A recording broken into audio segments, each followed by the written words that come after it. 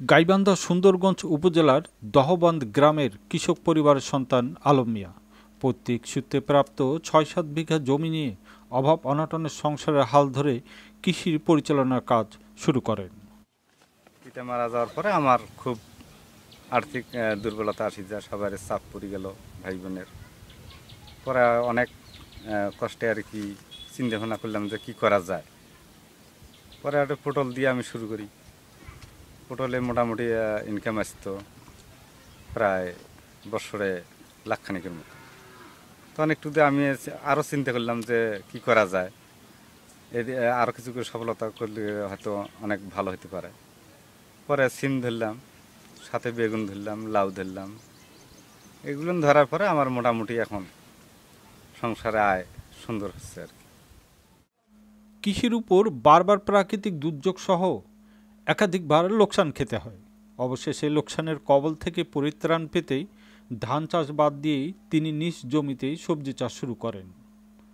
পরপর সবজি চাষে লাভবান হওয়ায় ওই গ্রামের আরও কয়েকজন কৃষক আলম মিয়াকে দেখে সবজি চাষ শুরু করেন।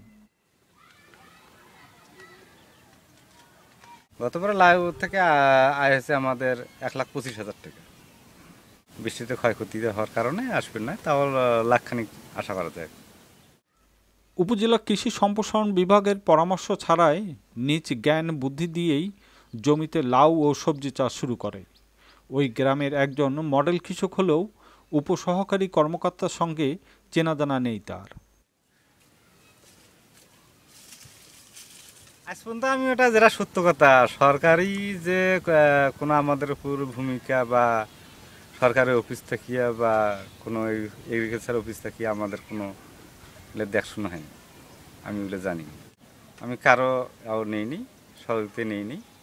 আশা করি একাই করতেছি আর কি। মোটামুটি এলাকাবাসী প্রায় আমার কাছ থেকে সাজেশন নিয়ে কাজ করতেছি।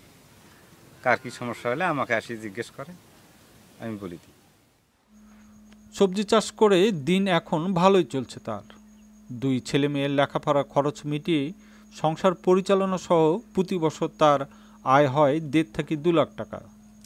তবে কৃষি বিভাগের পরামর্শ ও সহযোগিতা পেলে আরও অধিকতর জমিতেই সবজি চাষ করা যেত। সরকারি যদি গেল কোনো আমাদের উপর কেয়ার নিত বা কোনো উপকার করতো, কাছে আসতো, তাহলে আমাদের অনেক উপকার হতো। আমার দেখা দেখি এখন সবাই স্বাবলম্বী হবার চেষ্টা করতেছে।